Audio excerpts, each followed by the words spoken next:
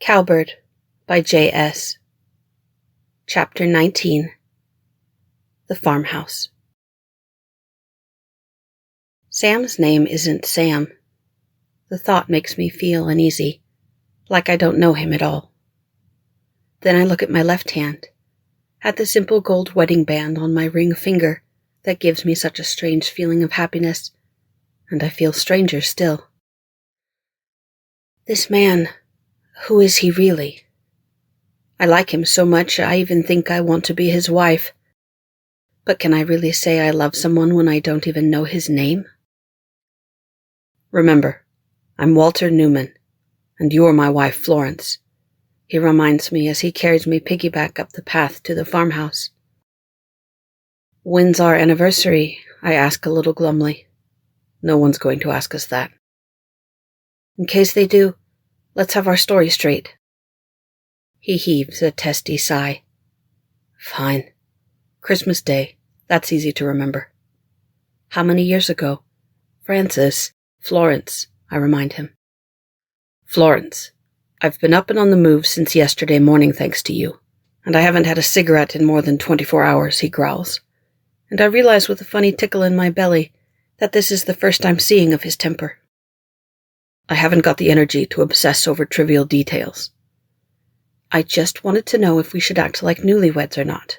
No need to snap at me. Sorry. Guess I'm a bit cranky? He grunts and adjusts my weight on his back. You're heavy, you know that? I thought you said my weight didn't bother you. Put 170 pounds on your back and see how far you get. I am not 170 pounds. I hear him laugh a little and I hit his head. Ow! Serves you right. I hear him laugh again. Then he says, 2 years. What? We've been married 2 years. 3 this December. Does that work for you? I lean my head a little against the side of his head, suddenly shy. Good. Now will you knock on the door? Yes, Walter, I say, and I stretch out my arm to knock for him. Thank you. You're welcome, Walter, I say, and I kiss his cheek impulsively. I love you, Walter. Before he can reply, the door swings suddenly open, and we're greeted by a severe-looking man in his late 60s. Mother, he calls after looking us up and down a few times. Company. Who's at the door? Gracious!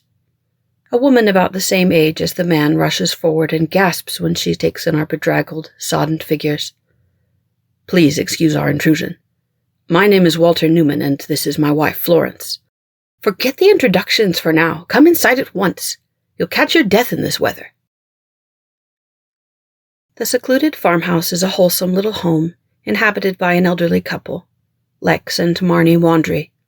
They feed us straight away, leftover biscuits with fresh butter, and a whole heap of scrambled eggs. Having eaten our fill, Sam lingers at the table with Lex, talking mechanics over coffee, while I sit by the fireplace, wrapped in one of Marnie's hand-stitched quilts and drinking a cup of fragrant tea. Now let's just get some new socks and slippers on your feet, she says, kneeling before me to help me put them on. Thank you, I say, a little congested. And when it's time to go, I'll let you leave with a pair of my daughter's old shoes, and I won't hear another word about you paying. She insists when I'm about to do just that. But goodness, just look at the state of your feet.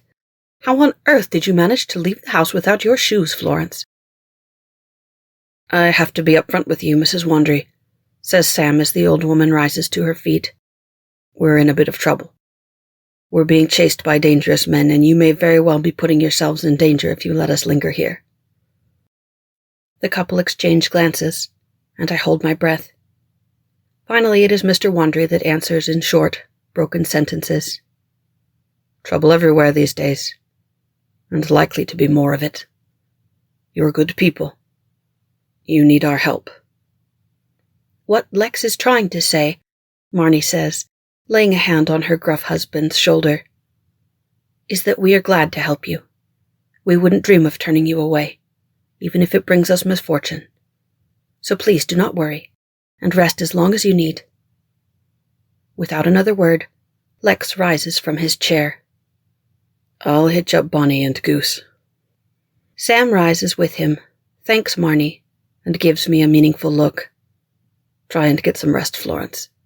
And get Mrs. Wandry to look at that leg. When will you rest? I ask anxiously. You've been driving all night. When things have settled. Walter. He smiles faintly, and he comes over to peck me on the forehead. I'll be back before you know it, honey. I watch him go with an uneasy feeling, but Marnie is all smiles as she brings her chair over to the fireplace. You two are very much in love, I can tell, she says, and I flush. You think so? Oh, yes. Your husband cares for you a good deal. His eyes are restless. They never stop going back to your figure. Ah, I say softly, getting a warm, fuzzy feeling to hear her describe it even though I know he's only doing his job as my bodyguard. Walter's just protective. Men in love always are. Tell me, how long have you been married? 2 years. This Christmas it will be 3, I say, pleased with myself for having the answer ready in spite of Sam's annoyance earlier. A Christmas wedding, how lovely, she says. Now, what was Walter saying about your leg? Self-consciously, I lift my skirt to reveal the hasty bandage Sam slapped on my bullet wound last night. Marnie helps me undress the wound, and she gasps when she sees it. Though it's superficial compared to what it might have been, it's still shocking for her to see the gouge bit out of my flesh, deep enough to reveal the layer of fat underneath the skin. Oh my gracious, she exclaims. Should I sew it up? No, it isn't bleeding. Salve, she decides, rising abruptly. I'll get my homemade salve and another bandage. We must keep it from getting infected. Marnie's salve doesn't sting the way the alcohol did last night, and it has a soothing effect on the wound. There, that should help. But my dear, you look exhausted. I think your husband is right. A nap will do you good. Here, she says, reaching for the bag of money sitting beside the kitchen table and passing it to me. It looks as though you were able to pack a few things at least, even if there wasn't time to grab shoes, she says with a sympathetic smile, and I feel a twinge of guilt mixed with panic. Yes, thank you. I think I will lie down if that's all right. Of course, dear. Let me just show you the guest room. Alone, I stash my gun in the bag and throw it beneath the bed, snuggling down beneath the covers, exhausted. But I can't sleep. I feel anxious and upset, worried about Sam. I don't think I'll be able to rest until he's back. About an hour later, the door to the room opens without a knock, and I sit up, surprised to see it's him. Weren't you going into town? Lex won't take me till I get some sleep. What about the car? Hitched it to a team. Between the 2 horses and a little muscle from behind, we managed to pull it into the yard. Good. That way it won't catch the attention of any passing terrorists. Do you have money for the car part? Sam sits wearily on the edge of a chair and begins unlacing his boots. We'll have to borrow some. I barely have enough with me to cover the gas we'll need to get to the capital. Ha! I say, pleased that I get to take care of him for a change. What?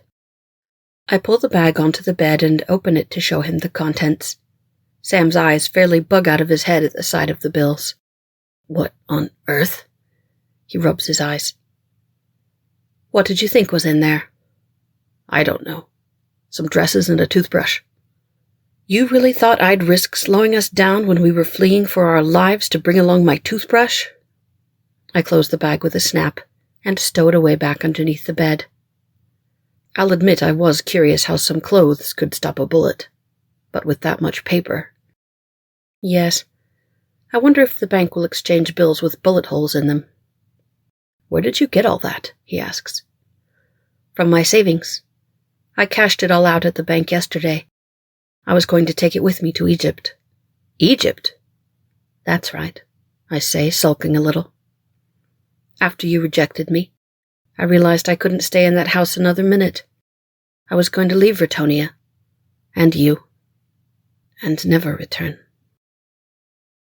Sam looks a bit helpless, like he doesn't know what to say. It's kind of cute. Anyway, this is my money, but I don't know if those two will believe that after the way we showed up today. They'll probably think we robbed a bank or something. It's all right. I don't think they'd snoop. Just keep it out of sight, he says, and he finishes taking off his boots to undo the buttons on his coat. I watch a little shyly as he strips in layers.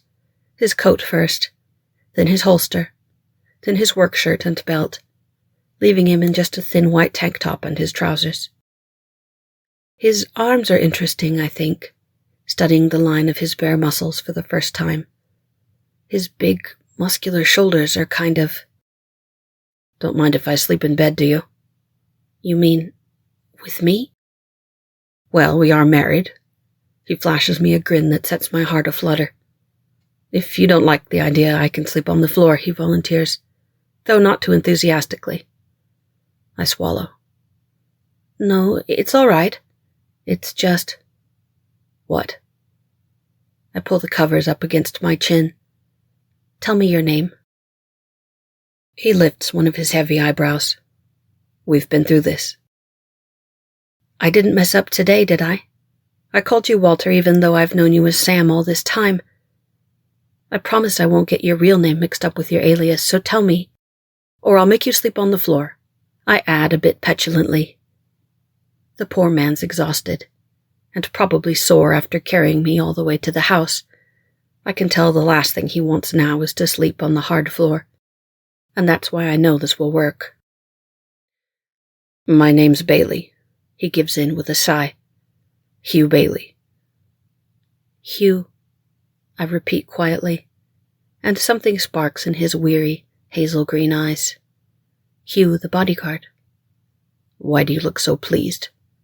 I don't know. He chuckles. You're cute. I blush. Practicing for your role as my loving husband? Maybe. Now scoot over, before I fall asleep on my feet. I thought it would be difficult to sleep with Hugh in bed beside me, but somehow his presence, his warmth and the gentle rise and fall of his chest is instantly soothing, and I'm asleep in minutes. When I wake again, the light from the window tells me it's afternoon. I am at once conscious of Hugh's presence in the bed, and I roll around to see him sleeping face down in the pillow. Hugh Bailey. It rolls nicely off the tongue, I think, as I softly repeat it to myself a few times. Then, in no more than a whisper, I try it out. Francis Bailey. A little premature, I remind myself, face flaming hot, and yet not so unbelievable. I lift my left hand from beneath the covers to observe the ring on my finger. It looks nice there, like it belongs. Hugh's ring on my finger. Hugh's presence in my bed. It all feels so natural. I don't even question it. I guess then, the real question is, how does Hugh feel about it all? Last night he said I mattered to him, but is that the same as a confession of love? I reach out tentatively to comb my fingers through his short, slightly wavy ash-brown hair. It's fine and surprisingly soft, not like my thick, coarse hair at all. I continue petting him like this for a minute, lost in my thoughts, when Hugh shifts a little. My hand freezes as he turns his face to give me a groggy sort of glare. Need something, he says, his voice unbelievably low and grainy with sleep. Somehow, the sound of it turns my insides instantly hot and squishy.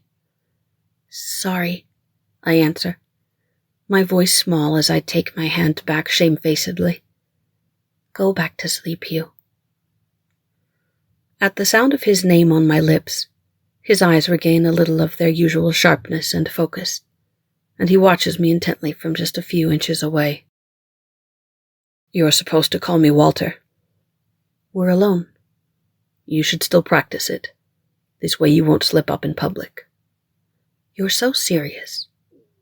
The situation is serious. And yes, I am serious, he adds with a glare. You have a problem with that? I shake my head, wide-eyed. Hugh glares at me a moment longer. Then he smirks slightly.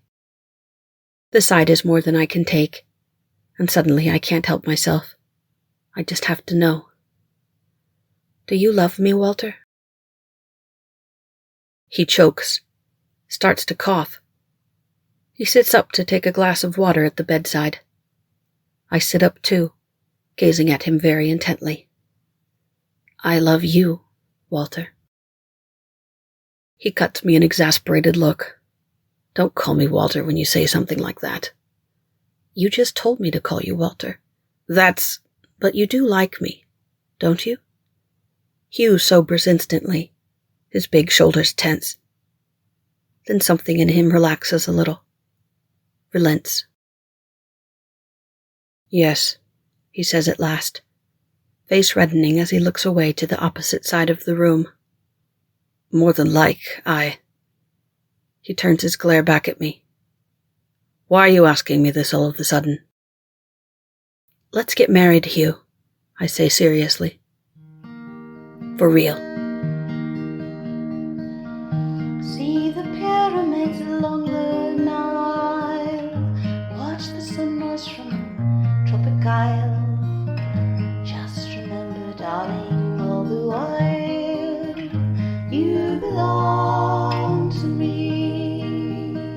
See the marketplace in old Algiers. Send me photographs and souvenirs.